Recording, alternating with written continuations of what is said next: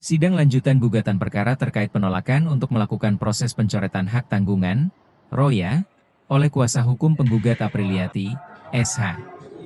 Dengan pihak tergugat Kantor Agraria dan Tata Ruang Badan Pertanahan Nasional Kabupaten Lampung Timur telah berlangsung selama 3 jam lebih sejak pukul 13 WIB sampai dengan lebih kurang pukul 15 WIB, di Pengadilan Tata Usaha Negara Jalan Pangeran Emir Muhammad Nur, Durian Payung Bandar Lampung, Kamis, 23 April 2026.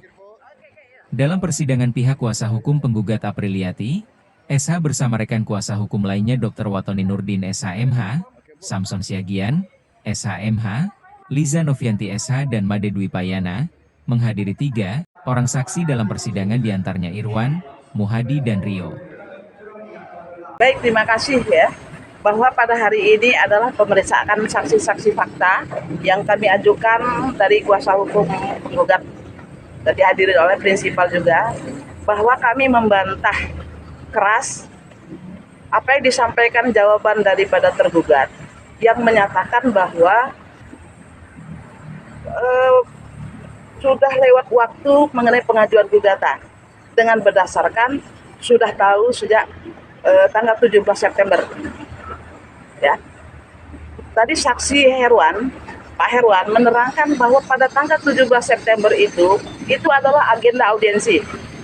Di dalam audiensi itu tidak ada notulensi rapat, tidak ada dasar-dasar hukum yang dijelaskan kepada kami bahwa ini dasarnya peraturan menteri kah, undang-undang kah, apa lainnya. Tapi dengan menyatakan bahwa tidak bisa diroya. Kemudian kami perlu jelaskan juga bahwa ada keganjilan di pembuktian daripada pihak tergugat menyatakan mereka sudah melakukan upaya administratif berupa konsultasi kepada Kanwil Pertanahan Provinsi Lampung. Ketika kami cek itu audiensi atau koordinasinya itu tanggal 13 November tahun 2025. Sedangkan BPN Lampung Timur melakukan penolakan ROYA itu surat tertanggal 28 Oktober, kami terima tanggal 4 November 2025. Lantas bulan November mereka baru konsultasi ke Kanwil Pertanahan Provinsi. Artinya BPN sudah mendahului, konsultasinya belum jadi, tapi dia sudah memutuskan.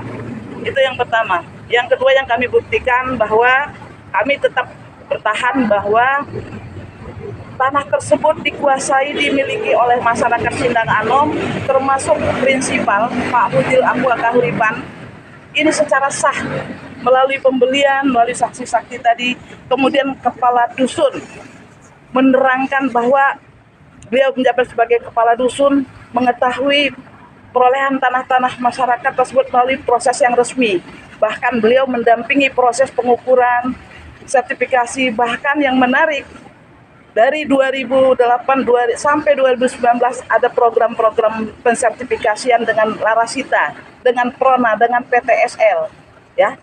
Artinya Prona, PTSL itu kan program pemerintah, berarti kan keuangan negara, uang negara masuk ke program itu. Lantas kalau kehutanan BPN melakukan itu, ya berarti kan melanggar peraturan. Itu hanya sekilas.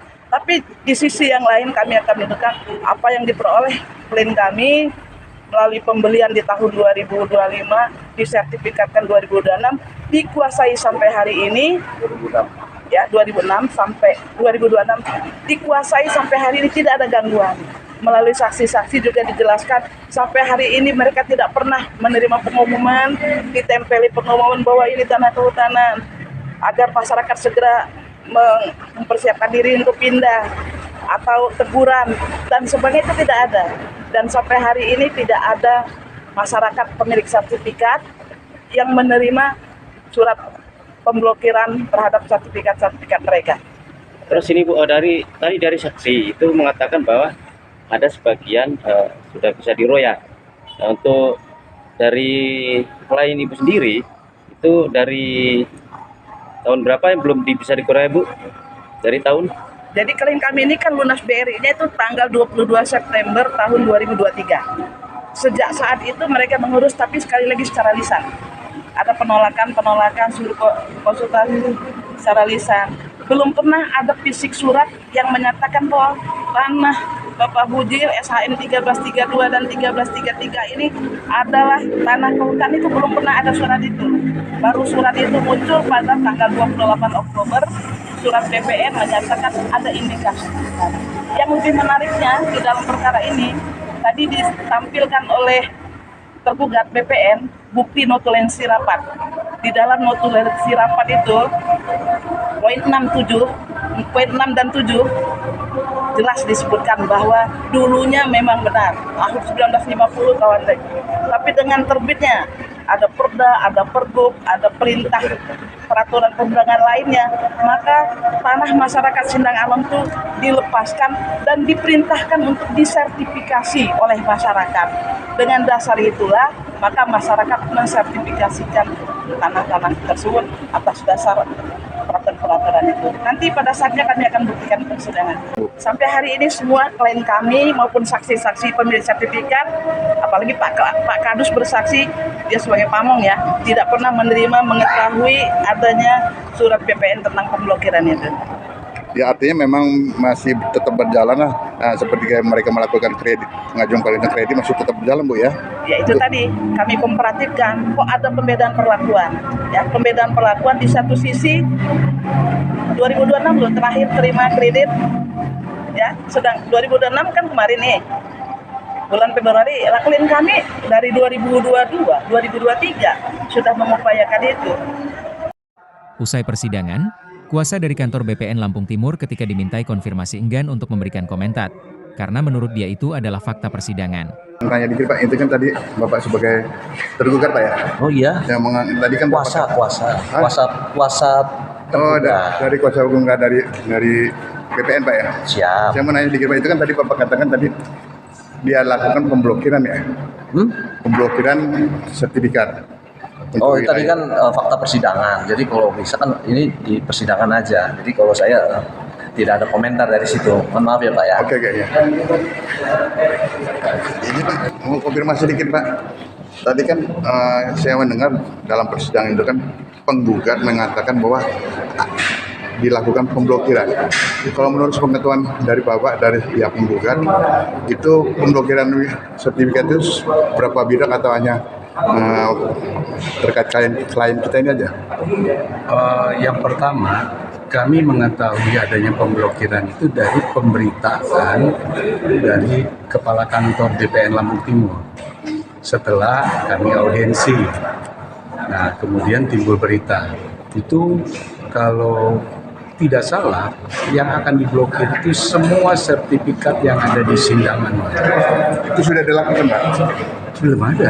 Oh belum dilakukan. Belum. Nah, maka tadi kami mendengar dari pihak tergugat sudah dilakukan pemblokiran. Makanya saya tadi tanya pemblokiran itu yang mana aja? Apakah memang si penggugat atau semua itu saya tanyakan itu. Nah kalau menurut pengetahuan kita apa langkah-langkah selanjutnya Pak?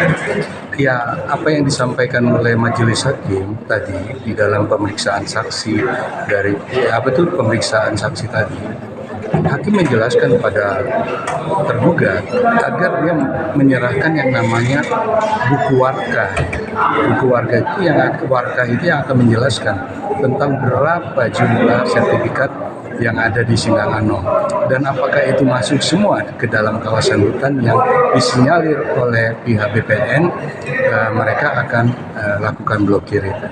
Untuk persidangan yang mendatang tanggal berapa Pak? Tanggal 30 jam 1 siang. Sementara tadi itu kita sudah menghadirkan saksi berapa jumlah? 3 orang saksi. Oh kalau ke depan nanti kita akan menghadirkan saksi ahli. Oke, fokusnya pada permasalahan apa Bang? Permasalahan kewenangan daripada pihak BPN sebagai pejabat negara untuk melakukan roya. Oke, terima kasih Pak ya. Sama-sama.